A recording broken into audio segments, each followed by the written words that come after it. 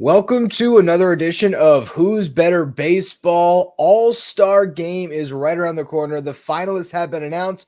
We're into phase two, and Patrick and myself today are going to go through all of the latest with the voting.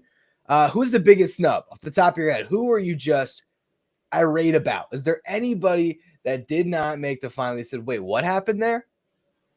I am just shocked that we live in a world where more people aren't talking about Will Smith. I mean, the guy has been, since he came into the league, one of the best backstops, one of the best catchers on the best team, really, since he's come up in the Los Angeles Dodgers. And for Will Smith to not be a finalist, it's just weird. Seems weird. You know what? That is definitely a big one that I noted as we were going through this. And I think the thing that showed up at the end of this voting is the Phillies started stuffing the ballot because you see Nick Castellanos making it across as a finalist. Brandon Marsh has been hurt a lot of this year. Trey Turner's a finalist.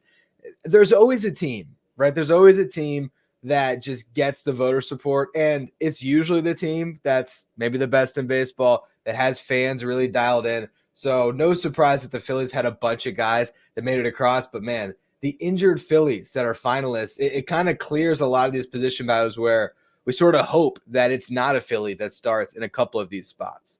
Yeah, Quentin Keene in our chat asking how many Brewers are all-stars. Well, Milwaukee did pretty well. Now, William Contreras did get in over Will Smith, so he deserves to be there. We all know that. Christian Yelich, one of the 6 finalists in the outfield. I think Joey Ortiz might have been one of those snubs there at third base. Alec Boehm, definitely one of the top vote getters, deserves to be a finalist. Manny Machado, on the other hand, I don't think so. That would have been nice to see Joey Ortiz crack through, but for a guy who's a rookie on a brand new team in a smaller market like Milwaukee, you understand that.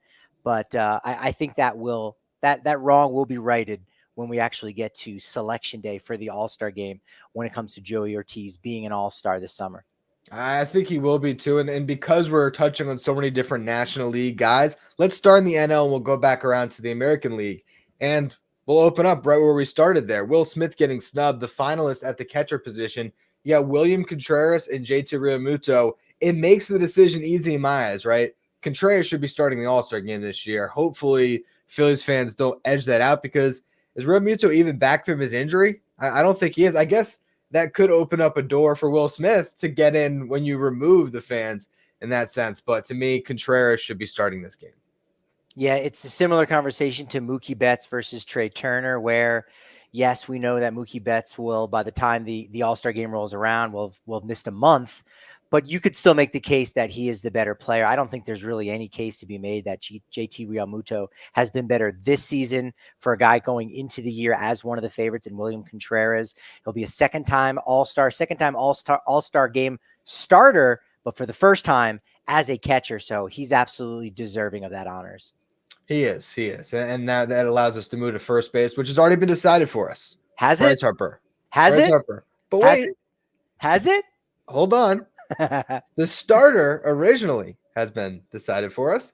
And then I honestly think that there is no debate beyond that, right? Because here's the thing. They said the earliest Harper could come back would be, I think it was the 9th, which would be before the All-Star break. So let's actually open up there. If you're the Phillies, Bryce Harper's been to enough All-Star games. Aren't you just saying, look, you had a hamstring injury. We got a huge cushion. Is there any reason for Bryce Harper to play in the game or to play in any game before the All-Star break? Because I don't think there is. No. Will he want to be there? Maybe this actually opens the door for him participating in the home run derby, since he won't have to run. Maybe that will be less wear and tear on Bryce Harper. We thought we were going to get a pair of outfielders who are going to be selected to start the game as infielders in Mookie Betts and Bryce Harper. Now they're both a little bit banged up. So that will be interesting to see what Bryce Harper's decision will be. The thing that might be the most shocking of all is this is Bryce Harper's 6 seasons with the Phillies, which is kind of a surprise. It does feel maybe more like 4 seasons that he's been with the Phillies, but in his previous 5 has been an All-Star only once. Wow. Was the NL MVP there in, 2021? Yeah, 21. Wasn't an All-Star that year.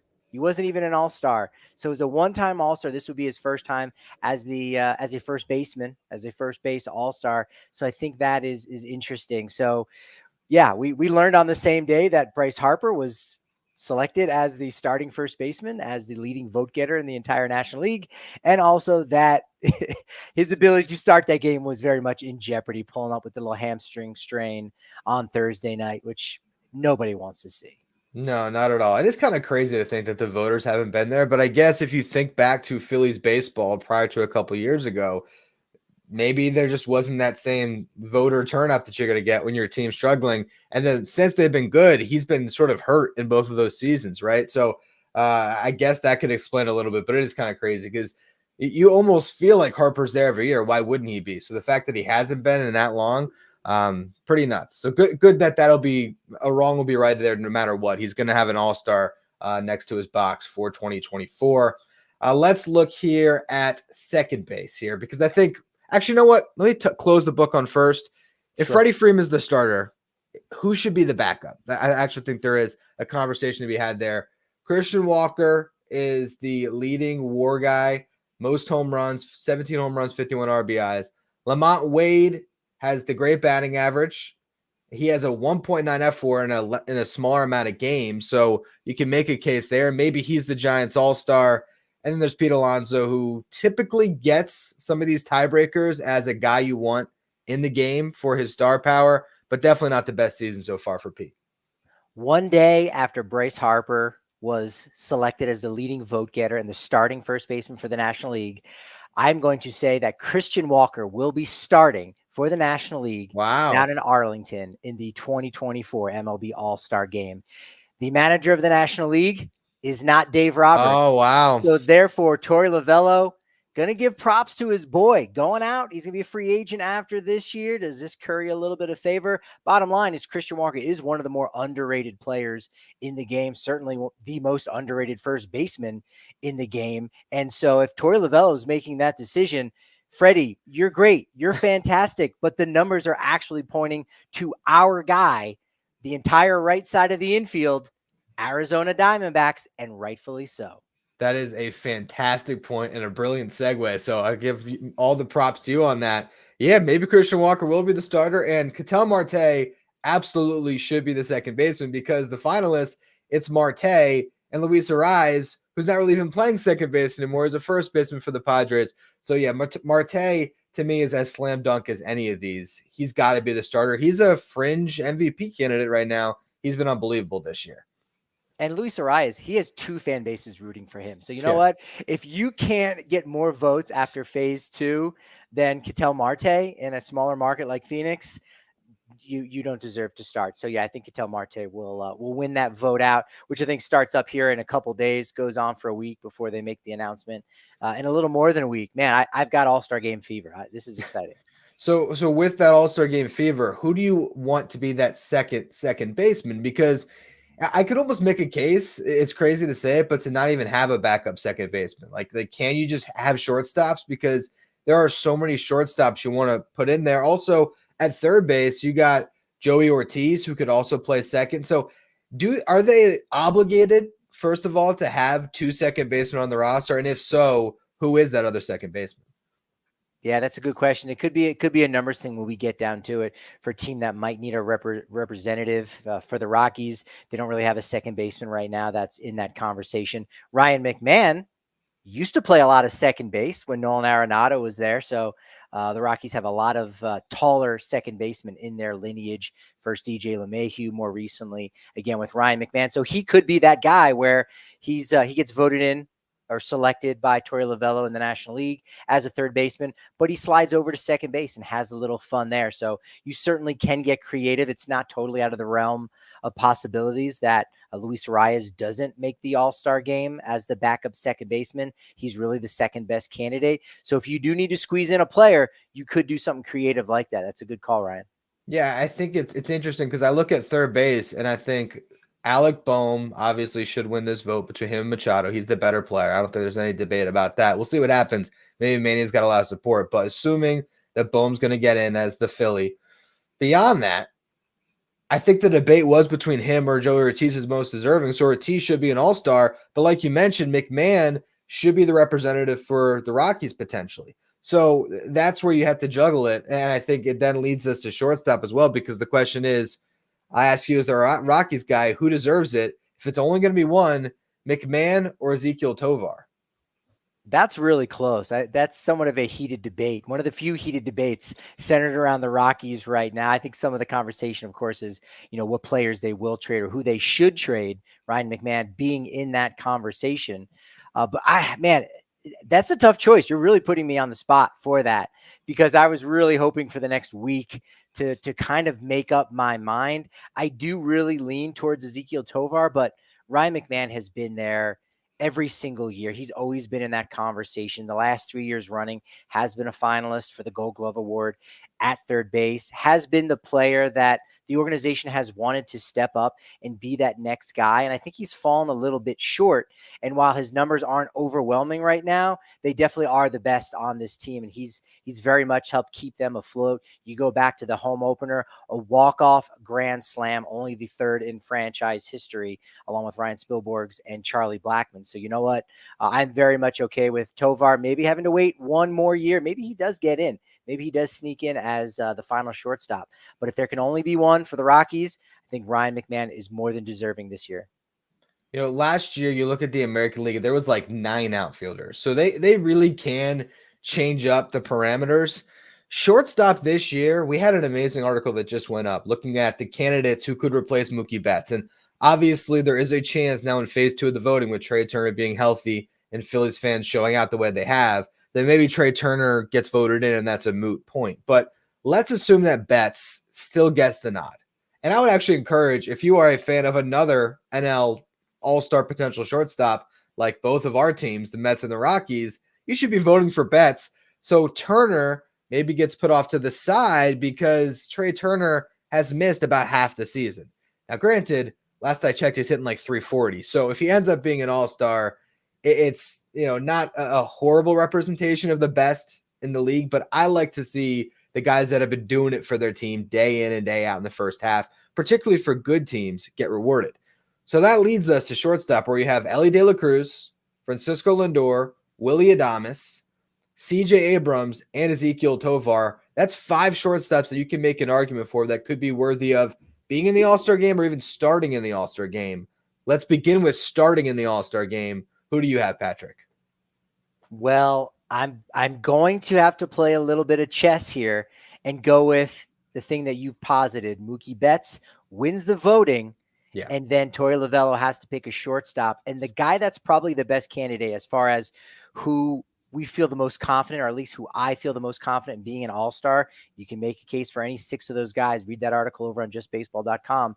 But I think Elly De La Cruz of the Cincinnati Reds will be the starting shortstop down at Globe Life Field because, again, MLB wants him there at the game in some capacity. They'll find a spot for him.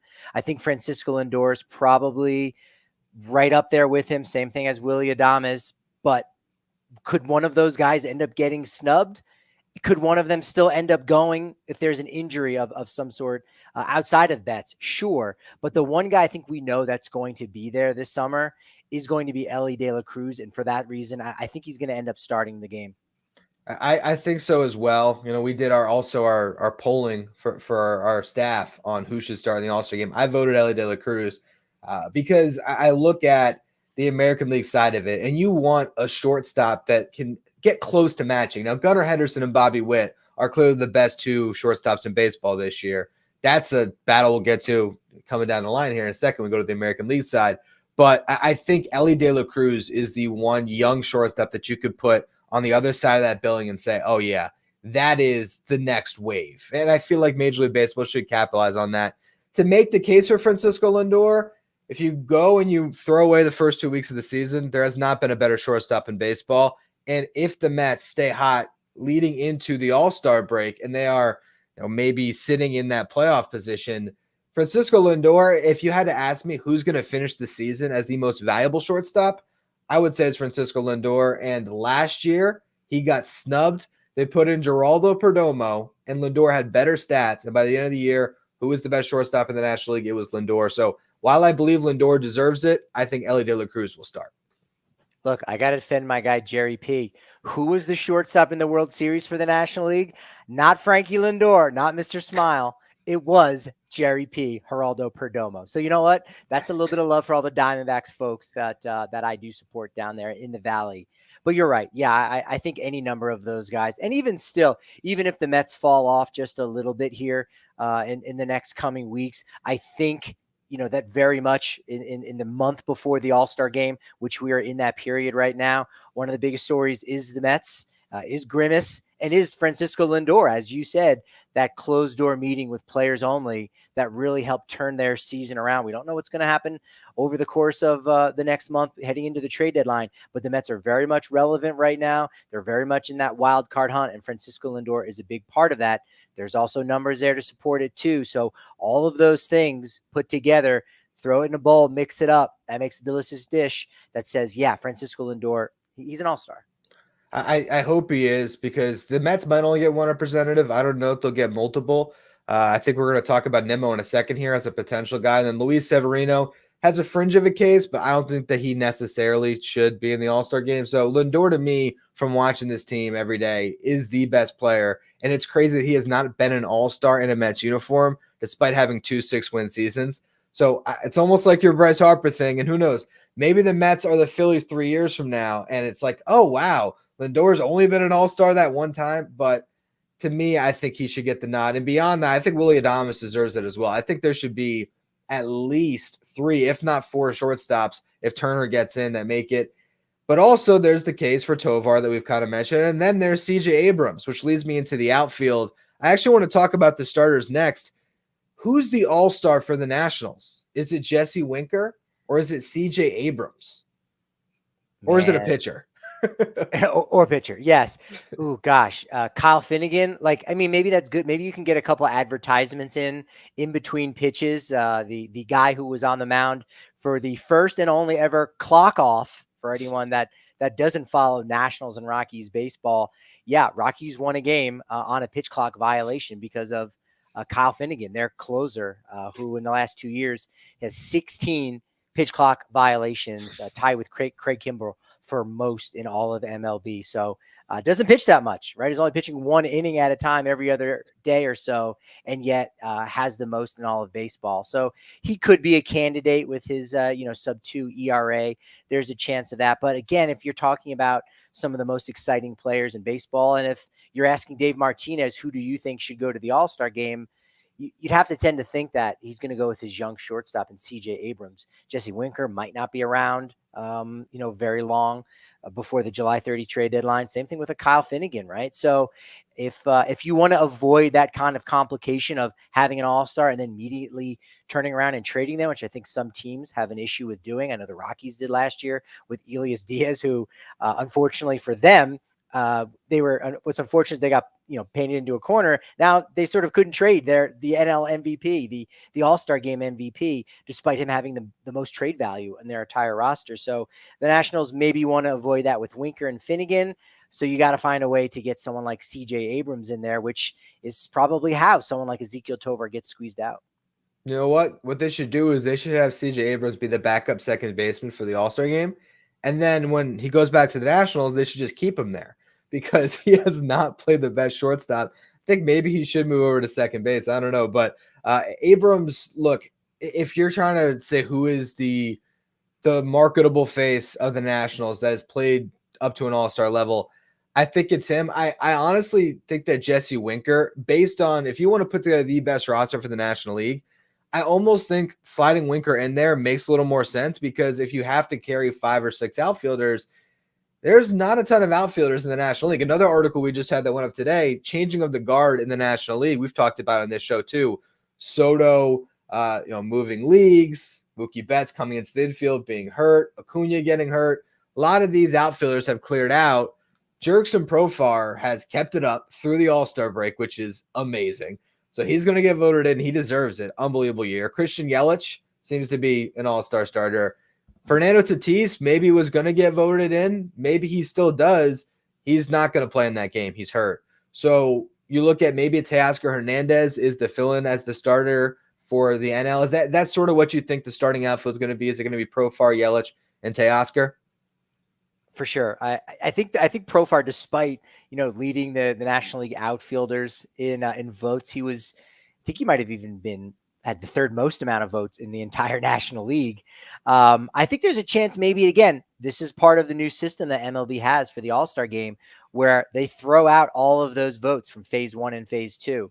And so now they're going into the finalists, and everyone starts from 0. So here's where, the Phillies could pool those votes and maybe get either a Marsh or Castellanos in there. But I think it's definitely going to be Hernandez, Yelich. And I think there's a good chance that despite the fact that Tatis Jr. is hurt, I think he'll still get the votes. So then again, it comes to Torey Lovullo to decide who is going to then take Tatis Jr.'s spot should he not start, which that's how it's looking. So it increases that debate because, the NL outfield is incredibly weak this year. It is, and that's why I don't think you should really be forcing too many of them onto the roster. Like I said, you might need 6, but not more than that. Man, if Castellanos gets voted in, or Marsh, these guys, not to just be the Mets hater on the Phillies, but they're not all-star caliber players this year. I know Marsh had a good year, but he's been hurt for a minute, and Castellanos is kind of having a bad year. So hopefully the voters do the right thing, and you see Tatis or Hernandez get in there on the vote. And then you have Winker as a candidate.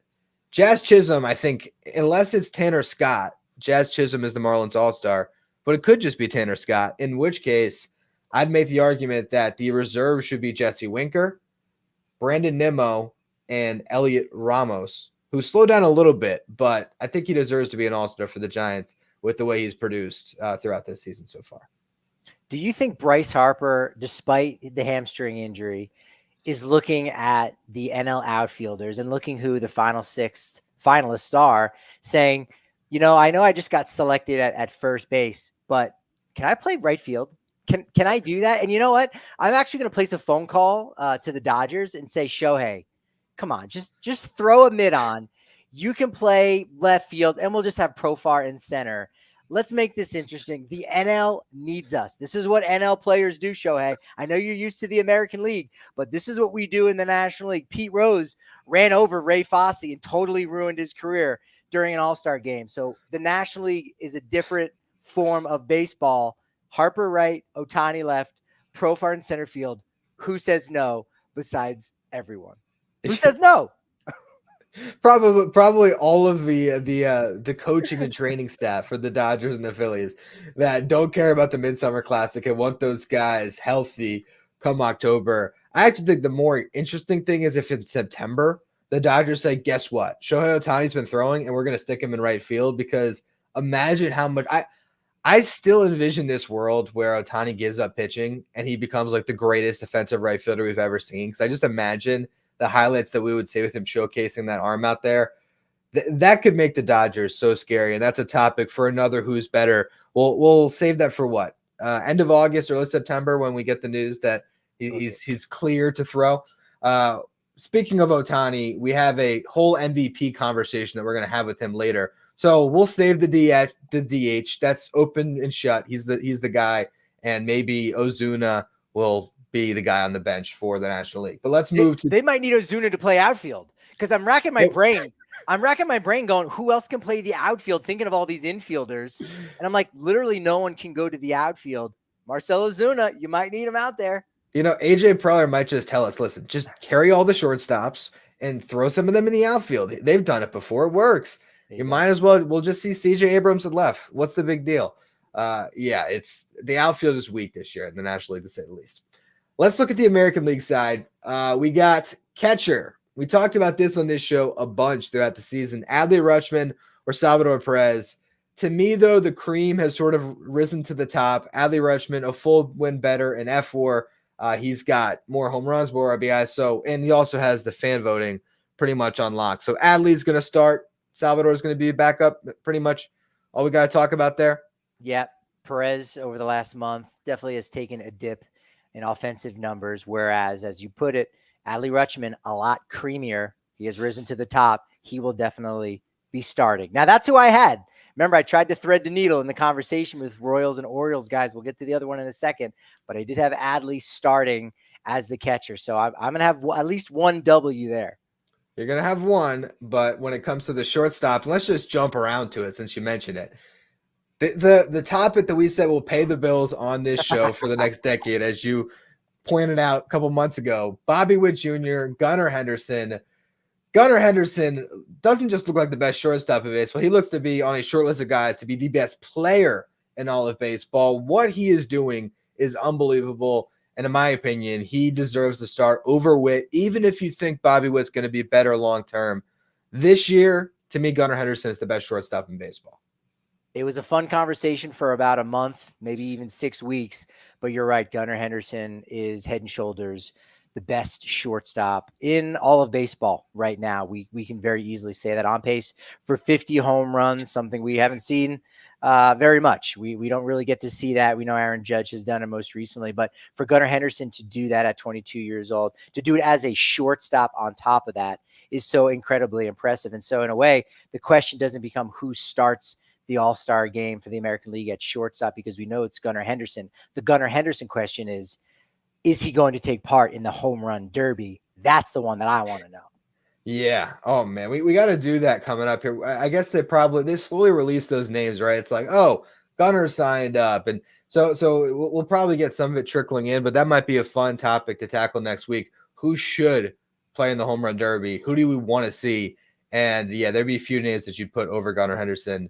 A 50 home run shortstop, it's just ridiculous. I mean, 50 home runs in general is ridiculous, but typically it's those big slugging corner outfielders or first basemen.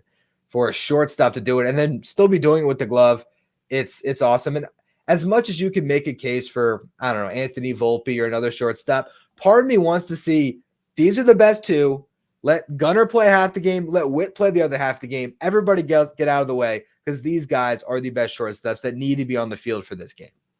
I would argue maybe slightly more creative way to go about it is, for an inning before Gunnar comes out, put Bobby Witt Jr. over at third base, where he started his career, right? And you have one inning of that. That'd be cool. Kind of a different version of, A-Rod and Cal Ripken Jr., but that idea that the entire left side of the infield is going to be the entire left side of the infield for the American League for the next decade plus at shortstop.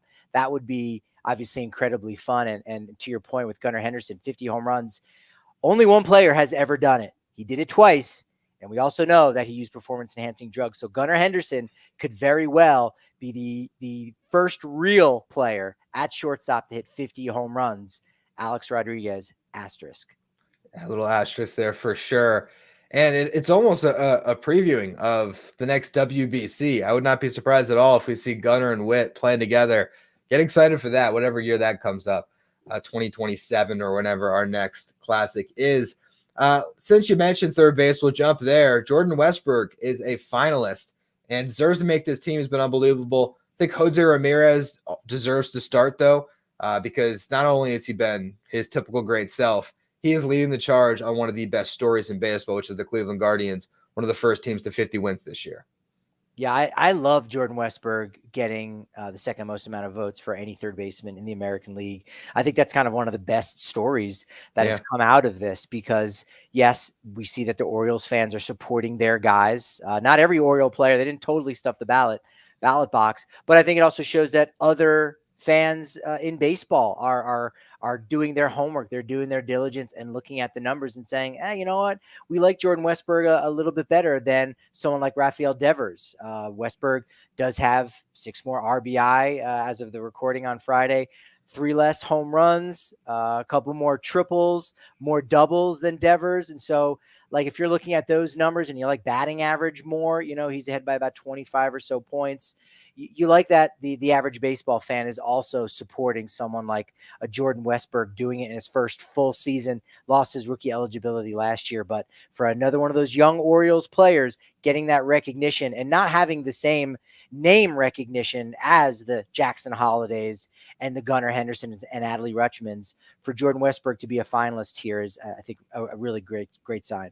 It is for sure. Absolutely. And hopefully now that he gets into this game, he'll get subbed into the 7th inning, and casual baseball fans will see him take his at bat. Like, man, Jordan Westburg, huh? This is a guy now. It's good to see those guys get their shine.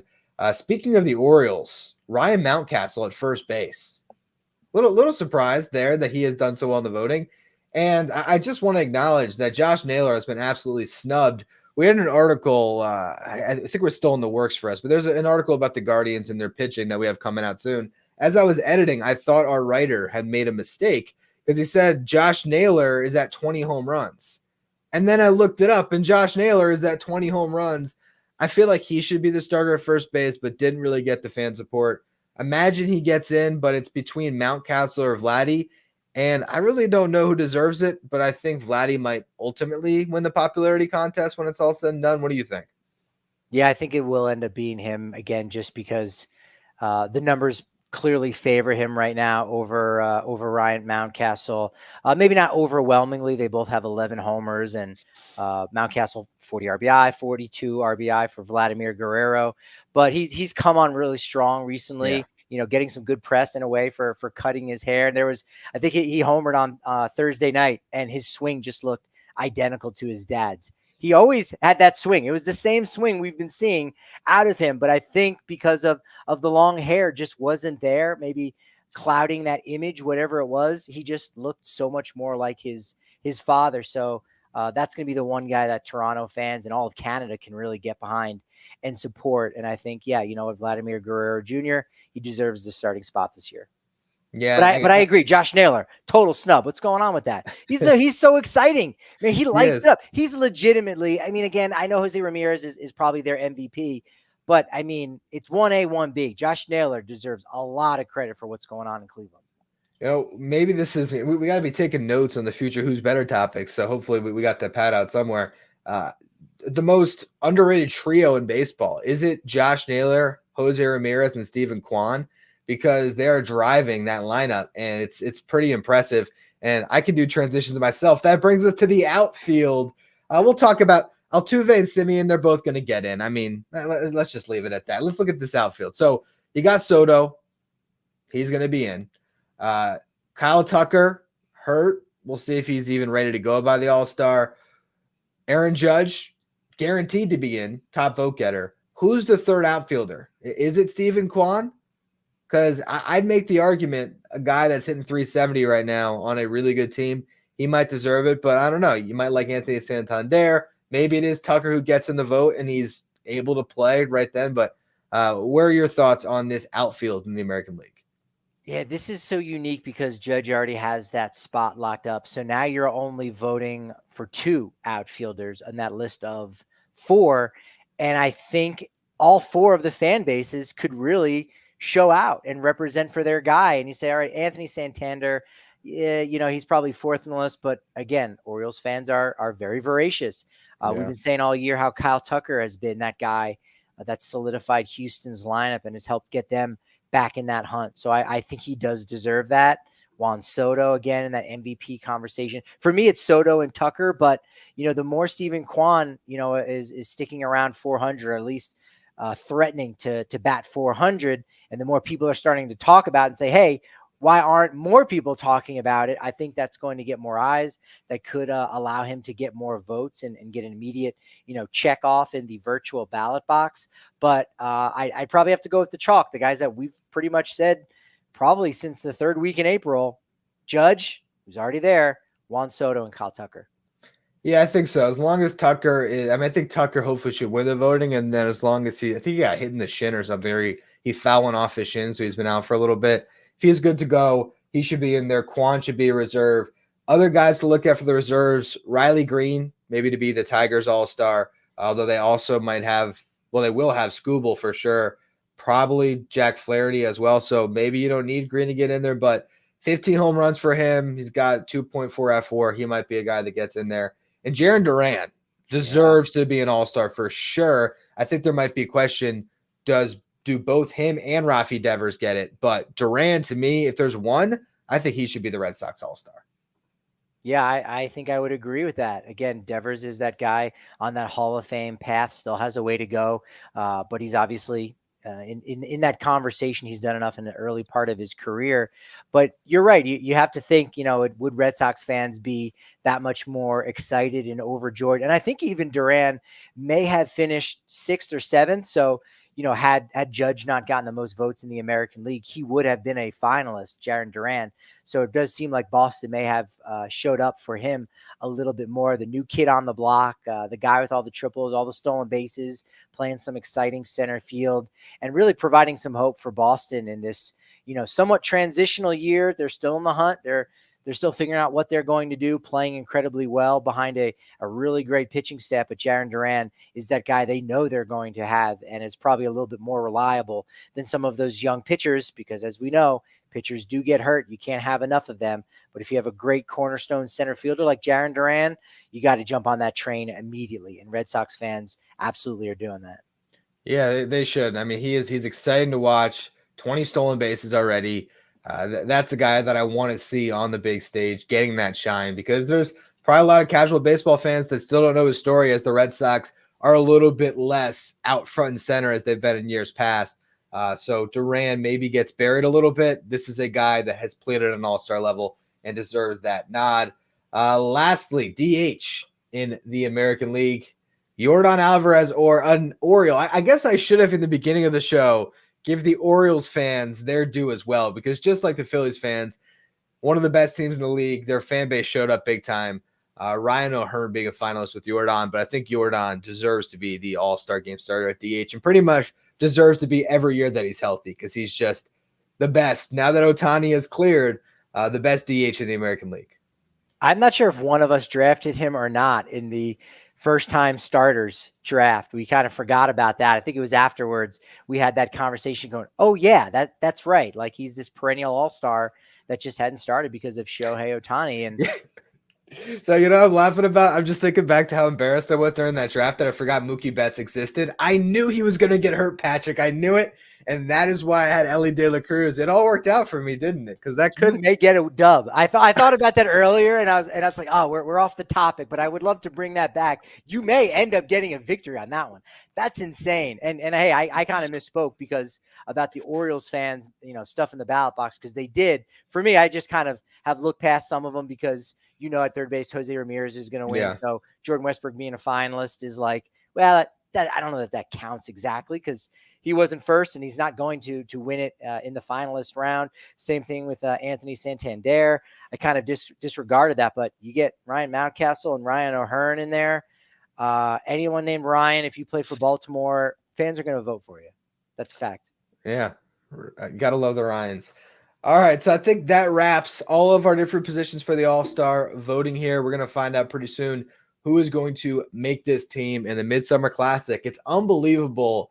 It always creeps up on you. And you're like, wait a minute. The All-Star is like 2 weeks away. But here we are. We're down to the wire with the first half of this season almost coming to a close. And that has brought us to the MVP race, where it is a little bit crowded in the National League right now, because you got to wonder, can a DH only hold on to his lead? When you're Shohei Ohtani, though, these things can, history, I should say, as these things changes. He is a singular force, and it seems like he's heading towards a DH without throwing a pitch, or a DH, an MVP without throwing a pitch. I think all DHs don't throw pitches. He's heading towards winning the MVP this year. For sure. No DH has ever won the award, as you said, no primary DH. And so, I wrote an article about it earlier on in this season, that there's just no shot. You almost have to rule it out because of the numbers that you possibly have to put up. We don't know what those numbers are because, again, no DH has ever won it. Again, he's on the same roster as two other MVPs in Freddie Freeman and Mookie Betts. But all of a sudden, with Mookie Betts' injury, now that I think opens the door for that narrative to exist, for voters to say, well, wait a minute, Shohei Ohtani has been the one that's really kept the Dodgers afloat. And Freddie Freeman's been really solid this year, but his numbers have not been otherworldly. There's a reason why, he did not win that first base battle for NL voting at first base. So we're not really sure what numbers Shohei Ohtani needs to achieve to become MVP, but I think he's getting there. He's getting to some of those historic numbers. And the first thing that comes to mind is, does he need to go 40-40? Does he have to hit 40 home runs and steal 40 bases in order for voters to say, well, he doesn't play the field at all, but shoot, 40-40 is pretty darn rare.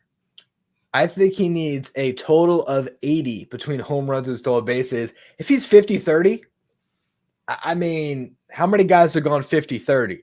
So I think he's going to have to he's going to have to join one of those type of clubs that's, iconic. But I mean, we can see Shohei Ohtani summer months go on a heater and push for 60 home runs. He's at 25 right now through 79 games through half the season.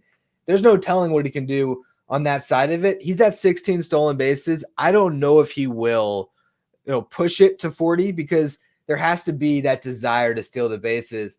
I think Ohtani takes advantage of the situations, but let's just say you are in September, you had the division locked up. How much is he putting on the burners to steal bases if everything is all kind of set away and squared away when it comes to the division?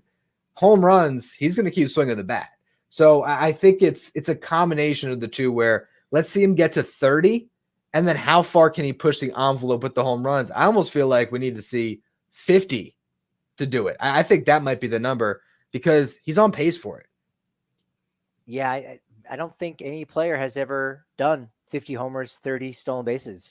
Acuna was the one creating those new leagues, right, unto himself with the 70 stolen bases and 40 homers. So no player has done it, but maybe that's the math, right? If it's not 40-40, it's 50-30. Bottom line, it's a power speed combination. But were he to get to 40-40, he'd only be the sixth player to do it. Acuna doing it last year. He did win the MVP, the first ever player to do it. Jose Canseco won MVP in 1988. And after that, it gets a little bit crazy because Barry Bonds did it in 1996, and he finished fifth. Barry Bonds, the guy who had already won multiple MVPs before, he had the best wins above replacement according to Baseball Reference.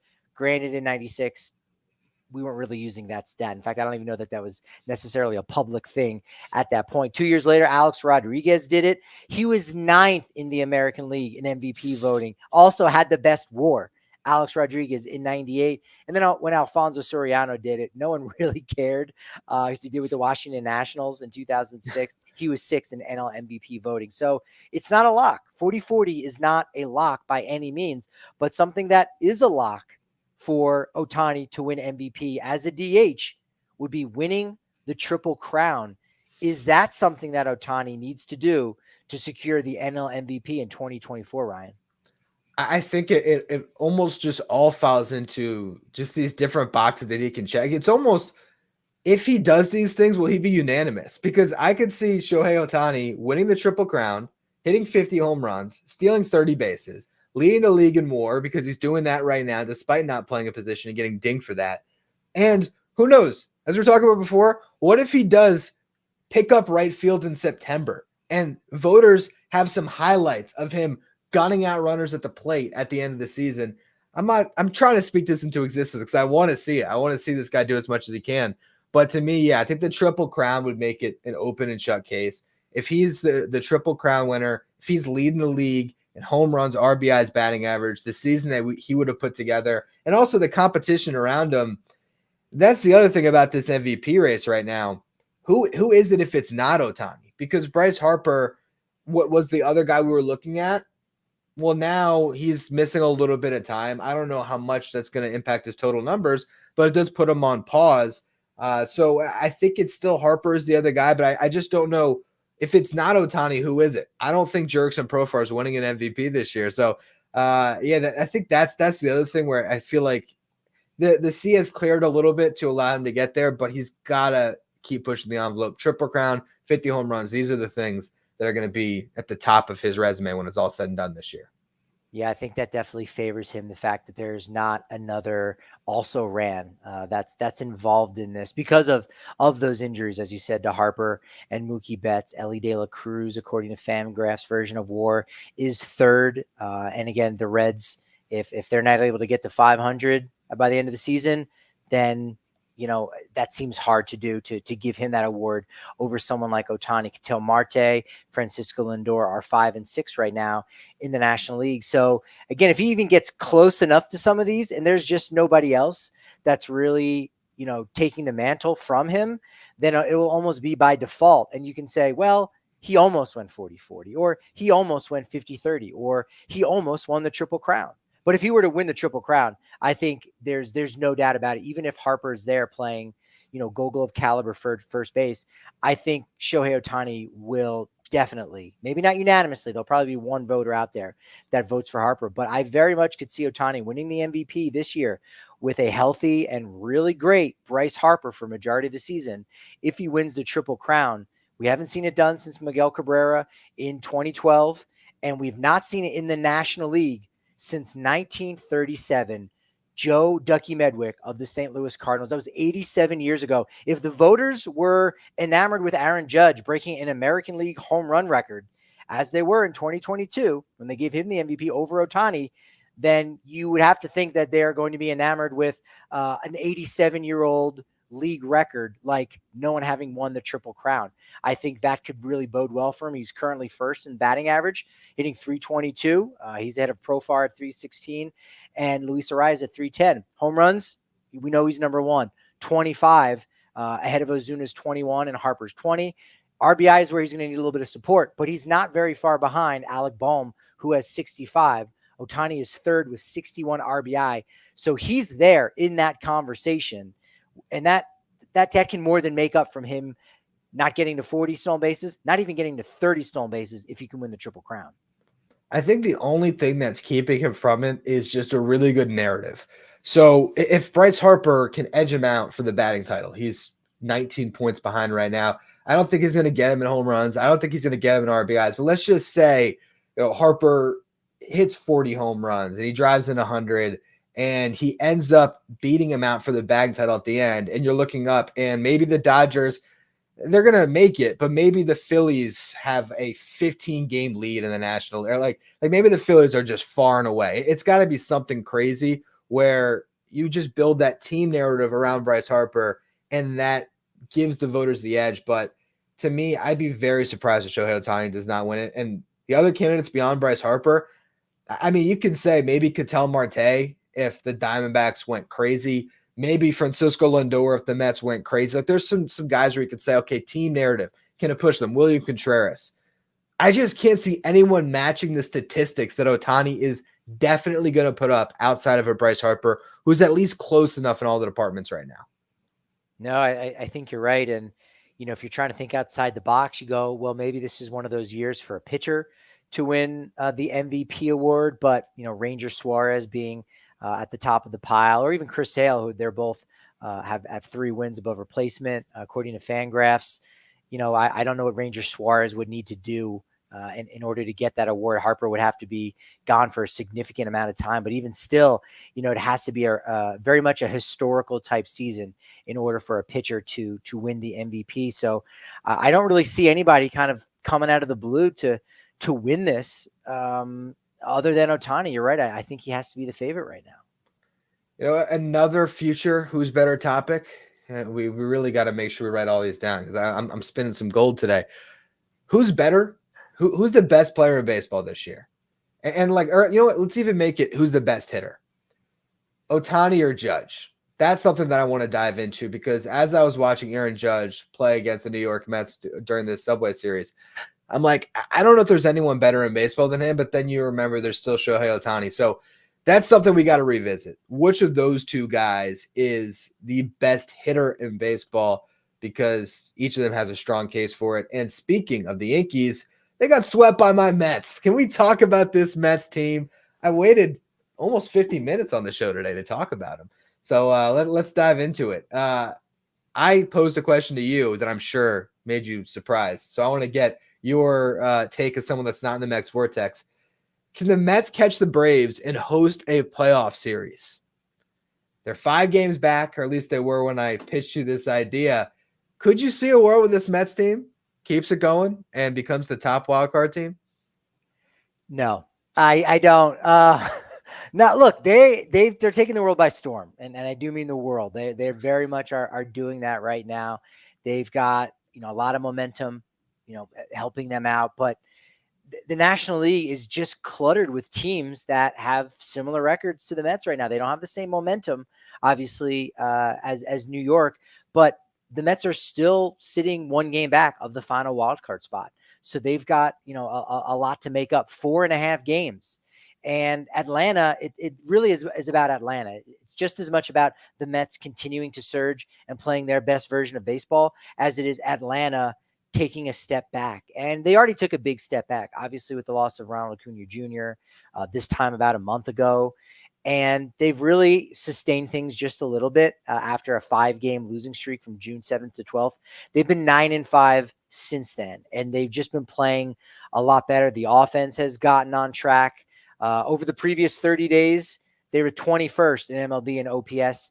You change that to the last 15 days, 13th. So they've been playing a lot better. The pitching staff has not taken a step back whatsoever. So Atlanta, despite the injuries to Strider and now more recently Ronald Acuna Jr., they're still doing what we expect them to do. And now the Mets are only playing better than I think anyone could have expected them to play. And they're still 4.5 games back. A lot of season left. So it's now out of the realm of possibility, but it is worth discussing because they are in the sphere, right? They are in the Atlanta's orbit very much so right now. Yeah, it's both things, as you said. It's the Mets being as high as they have been, and the Braves not quite looking like the team that we thought they were going to be at the beginning of the season. For example, I don't think that the Braves are going to win 100 games this year, which on opening day, I think we all would have said 100 wins. Yeah. No, Phillies, Braves, they're both going to be in it. And at the time, we even would have said the Braves had the better chance at it. I think the crazy part is as we're almost in July, I would say that the Mets are closer to the Braves, and they are in the standings, than the Braves are to the Phillies this year. Now, come October, you can just throw it all out because whoever can put together the best rotation and a lineup that gets hot at the right time, anything can happen. I think this Mets team has some legs to it. I've loved what I've seen from this lineup. When you can roll out a top 4 of Francisco Lindor has been red hot, Brandon Nimmo, JD Martinez, and Pete Alonso, those are really good hitters. And what I have seen that has taken this team to another level is Francisco Alvarez has arrived, and he looks to be unbelievable. The at-bats that he's had lately, he's not going to get on base at a 500 clip for the rest of the season, but he's done that since he's come back from the injured list. And Mark Vientos at third base has been really good as well. So now, like top to bottom, there's almost a guy, if you look at every set of 3 in the lineup, whether it's Lindor, Nimmo, Martinez, Alonso, Alvarez, and whoever they put in the 6th spot. Then they have Vientos batting 7th. There's always someone in that subset of 3 that can go yard and that can scare a pitcher. The Mets have a really good lineup. The question for me, if they're going to actually get there, they need Kodai Senga to be himself, which is a big question mark, starting a rehab assignment soon. And I'd like to see Christian Scott, the Mets' top prospect, be in the rotation mix in August as well. So if you can tell me August, September, the Mets rotation is Luis Severino, Kodai Senga, and Christian Scott, I think they have the legs to be the top wildcard team. But there's a lot of ifs that I just put out there. And the bullpen is a question mark I haven't even gotten to. Yeah, the top 4 in that lineup, dominant. Francisco Alvarez is a dude. I don't think he gets enough attention, and had that injury not occurred, I think we'd be talking about him a lot more when it comes to starters for the All-Star game, because he immediately has arrived and has made an impact. But the other name that goes there, maybe he's 6th in the lineup, but he's played much better. 2 words, 4 syllables, tied for the team lead with 6 home runs in the last month, Mark Vientos. He hit mammoth homer on Sunday Night Baseball against those Cubbies, looking fantastic. Forget Brett Beatty.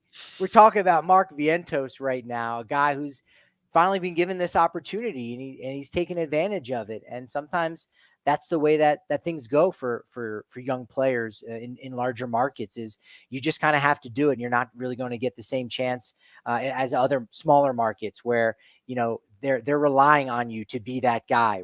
If the Mets had relied upon Brett Beatty, he'd still be playing regularly. And we know that that's not the case because he wasn't getting it done. But Vientos has been, and I think he's been also a big part of the Mets' success here recently.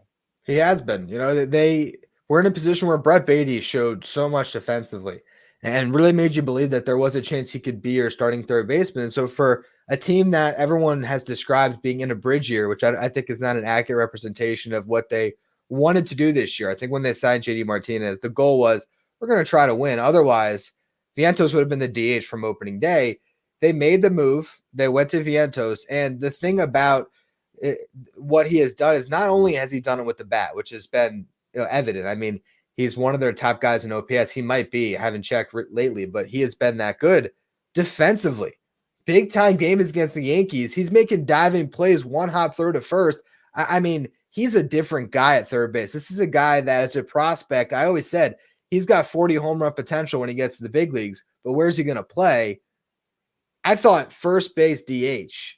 He's shown that he can handle the hot corner. Maybe not as well as Brett Beatty, but if you play league average and you can OPS at 850, that's going to play more than a guy who's just doing it defensively. So Mark Vientos has been one of the biggest developments for this team because it's not just what he's doing, it's going against expectations. We expected a lot from Francisco Alvarez. Nobody expected this from Mark Vientos.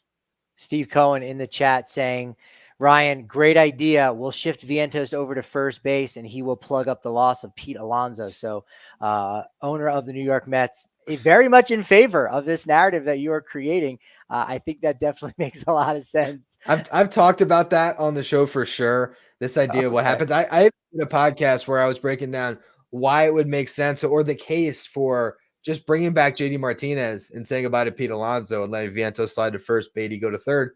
There's enough dialogue for that. I also, on the other side of the spectrum, could see the Mets taking advantage of Brett Beatty while his value is still high enough and trading him at this deadline and just literally being like, there you go, Mark Vientos. That's your position. That's how well he's played.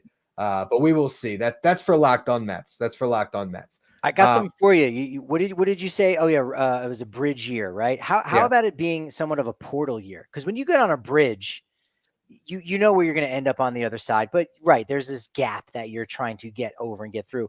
Whereas with a portal and some portals, I'm not a huge sci-fi guy, despite a love for Stephen King.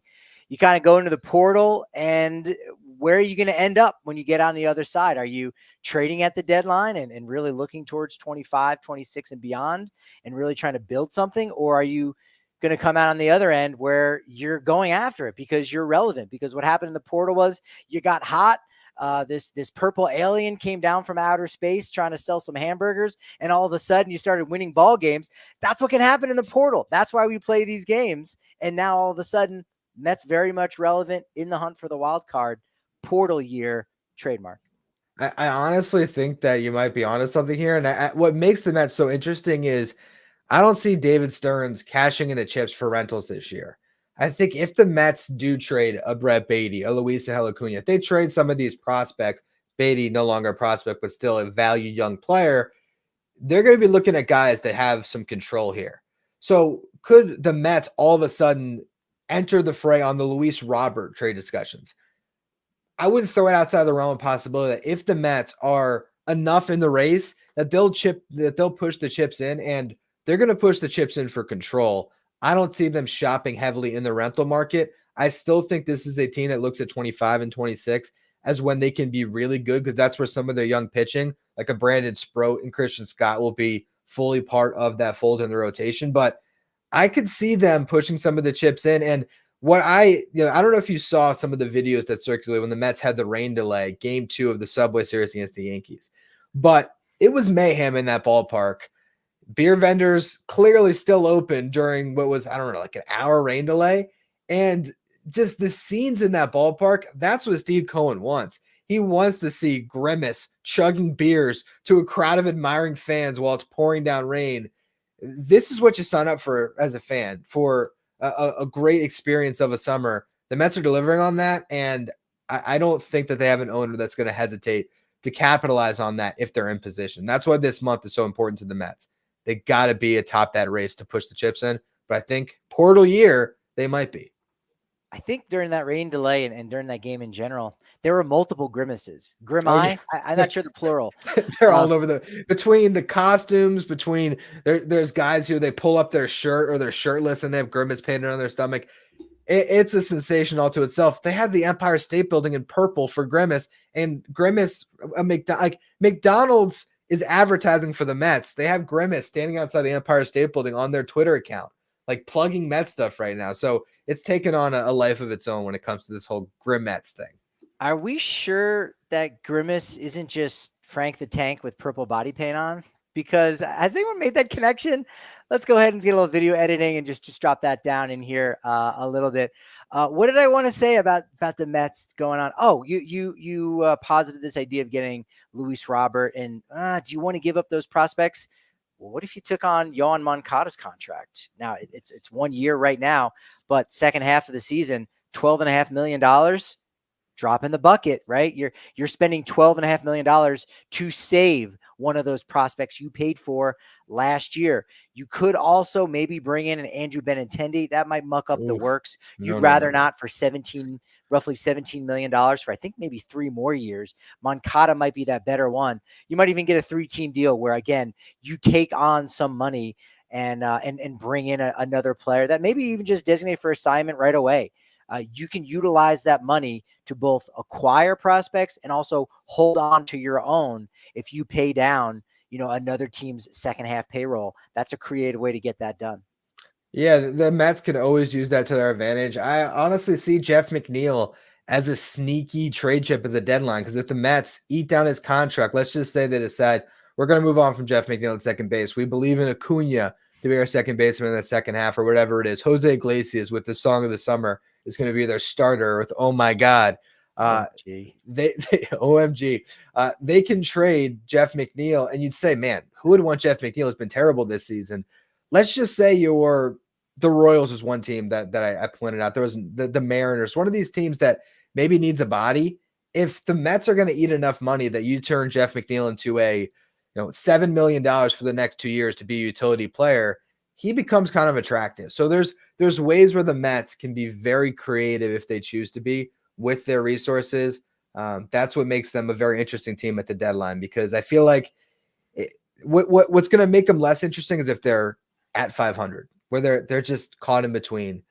You'd like to see them either continue this, or you don't want to see it if you're a Mets fan, but if they go the other way in July, then they become a seller. That would be really compelling too. They're also they could go any which way, because I could see them being in the middle and just sitting on their hands and doing nothing too. Yeah, they could shuffle the cards, like you said, and try to get creative, almost pulling off a deal similar to what Minnesota did, where they offloaded Jorge Polanco to Seattle, and they were still able to bring in prospects, and they were fine because of it. So, you could have 2 trades, 1 addition, 1 subtraction, but overall, it does make your roster better. So I very much could see David Stearns doing that. Yeah, it'll be an interesting team to watch for sure as we come down the stretch. I don't know if they're going to catch the Braves, but I'm feeling a lot better about the Mets potential making the playoffs. A team that we all thought would make the playoffs coming into the season, probably as the winner of the NL Central. What's going on with the Chicago Cubs? Because right now they're looking like a team that, could they sell at the deadline? They're certainly looking like they're going to be on the outside looking in. It has just been a brutal first half of the season for the Cubs.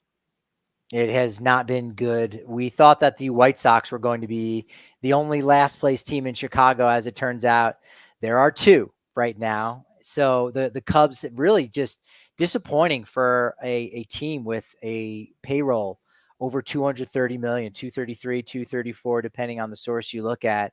They've just been getting a lot of underperforming. And from some of the players that they have gotten performance from, it hasn't been a complete performance. You could look at Christopher Morel and say, well, 15 homers, 45 RBI over at third base. That's great. But he's been the worst defender over at third base.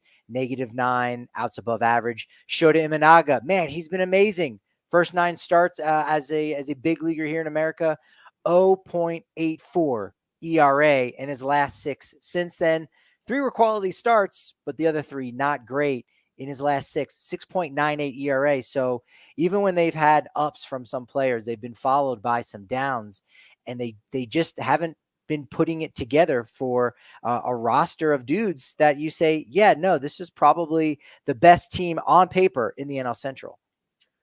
You look at Craig Counsell, and he's going to get blamed for this if they don't end up winning, and it's completely unfair. And maybe that's I guess the contract hopefully helps you sleep at night. But there's a Brewers team that has his old mentor that is absolutely rolling, and everyone thought, oh, it's Craig Counsell that has been able to make more with less. Maybe it's just organizationally the Brewers find a way to make more with less, because Their old president, David Stearns, he's not there anymore. They're still rolling. Their manager, not there anymore. They're still rolling. The infrastructure that Stearns and Council built is the funny thing, is what has carried them over. And so they actually deserve a credit in what the Brewers continue to do. But it's not as easy to go to the franchise that maybe wasn't run as well and snap your fingers and turn them into a winner. And you look at this Cubs team, it's just they didn't push all the chips in. They got Counsell, they brought back Bellinger, but they didn't really attack the offseason. And I think that's coming back to haunt them. With that said, there's still enough talent here to click into gear in a wide open wildcard race where they can turn this conversation on its head. But you're starting to run out of time a little bit. July's a month where the Cubs, if it's going to happen, they got to make it happen now. Otherwise, you're going to have some tough questions to answer when you get to that deadline. I wanted to ask you if Craig Counsell was a creation of the Milwaukee Brewers, right? Because they're fine. They're rolling on. Meanwhile, Counsell's team now, the Cubs, with much higher payroll, probably double the payroll essentially is what Milwaukee is operating in, is 10.5 games back in the NL Central. But kind of as you were painting that picture of, Counsell was a part of that success, as was David Stearns, and those guys are gone. And sure, that infrastructure is still there, so they deserve credit for creating that. So it's really not just Milwaukee doing that. That's going to happen when you transition to a new team like that and really try to get things going in the same direction. But the pitching hasn't really been much of an issue. That's been the one area that's, you could probably say, has been their saving grace, other than Kyle Hendricks, who did just get 10 years of service time the other day.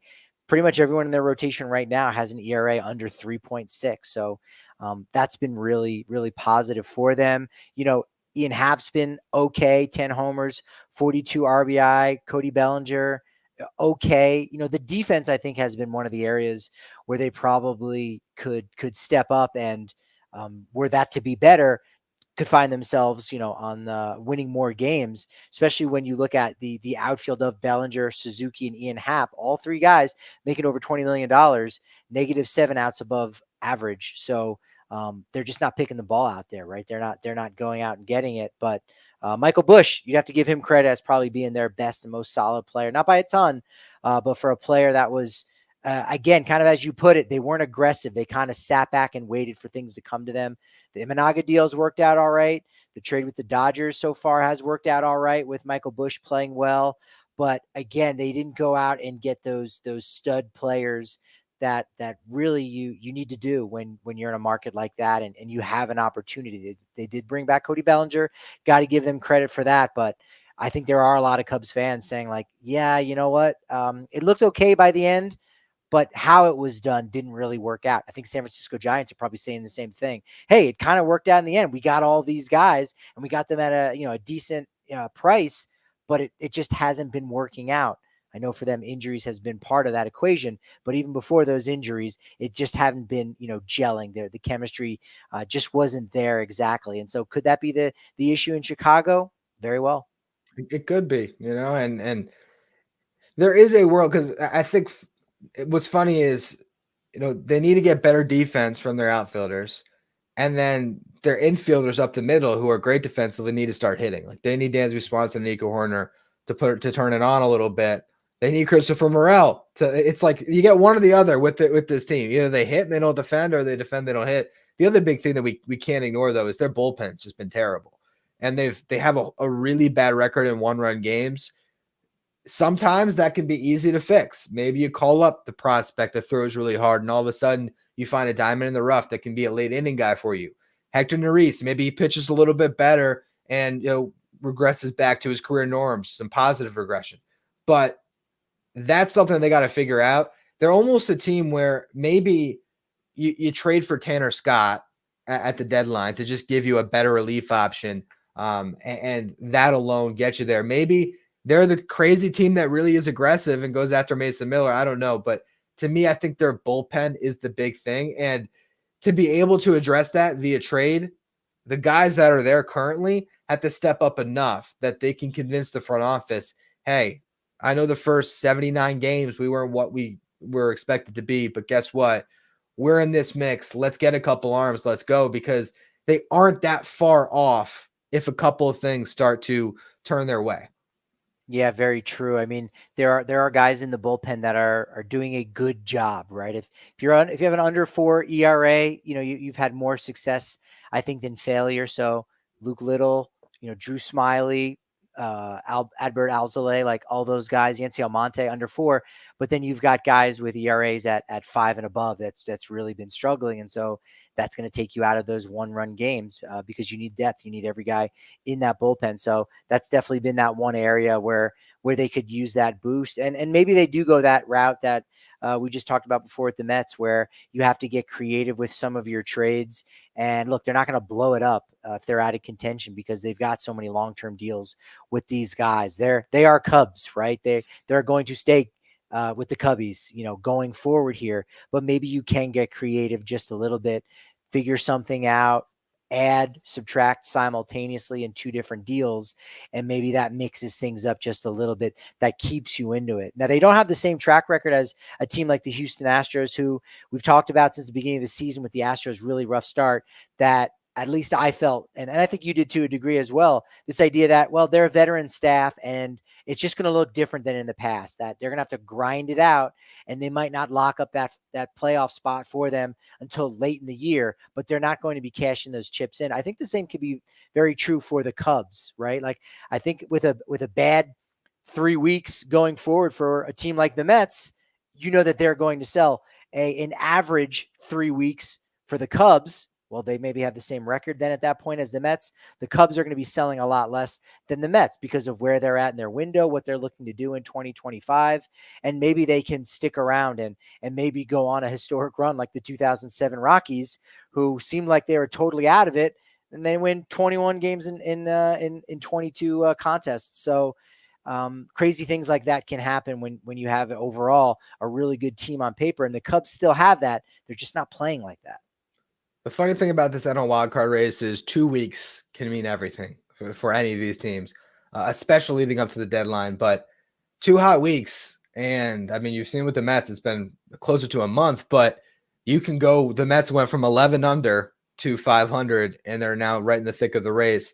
500 being the thick of the race tells you something. So, yeah, I ultimately think 3-4 teams are going to pull away from 500 and make it a little bit more of an exciting race down the stretch. But there's a world where the Cubs are one of those teams. They just got to do it. They got to do it this month. I think if you're sitting there, at a certain point, the hole gets too big to climb out of. And I think they're also a benefit, as you said. There's not a lot of pieces that are rentals that you're looking at like, ooh, we better cash in on. A lot of these guys, Shota is going to stay there, Justin Steele, Javier Assad, like their rotation's pretty locked in. Maybe you'd cash in a Jameson Tyone chip with a couple years left on a deal that looked bad last year, looks great this year. Maybe you take advantage of a situation, get a guy off your books, and also get some prospect capital. But they're a team that can click into gear and be really good. And I think when you're looking at the NL wildcard race, and this is stuff that we'll continue to talk about in future shows, teams like the Pirates and the Nationals, they're still closer to having been through a rebuild, where I think they can talk themselves out of trying this year a lot easier than a Cubs, a Cardinals, a Padres, teams that have invested a lot in their rosters, that really envision going for it and think that if they get there, they can make some noise. And using that concept with those teams that are still on the younger side, the Nats and the Pirates, they're also closer towards quitting, right? Like even going that far and that extreme, and the Cubs just aren't there. They can't right now with that roster, as you said, with not too many expiring contracts that they can get rid of, because they've invested in this core that really has yet to win. They've really yet to prove things, but it's still too early to say, hey, this is the wrong group of guys, or this is the wrong mix of guys. We've just got to play better. And look, that even extends to a guy like Dansby Swanson, who's always amongst the leaders in defensive categories at shortstop. And I think he's tied for 9th right now as the 9th best defensive shortstop if you look at outs above average. So even him he's somebody that needs to really kind of step things up just a little bit. Maybe the 3-day break in July will allow that reset for them. And in the second half, they'll make a little bit more of a push, because the pieces are there. They're just not playing like it. If they can get also Pete Crow Armstrong to start hitting and being, because he's already the great defender, that's going to help them as well. I still envision a world where the Cubs contend, but it's just not looking as likely as it did earlier on this season. But we'll be discussing that and a bunch of other topics throughout upcoming episodes of Who's Better Baseball. Appreciate all of you who tuned into our stream today. Check out our YouTube channel for all of the more bite-sized videos of the show. We have YouTube shorts that come out. We have the shorter form videos, 10 to 20 minutes on the segments that we talk about on the show. You can find our podcast, Apple, Spotify, wherever you get your podcast. Find us on Twitter at Who's Better BB. I'll be back with the stream next week here with Just Baseball.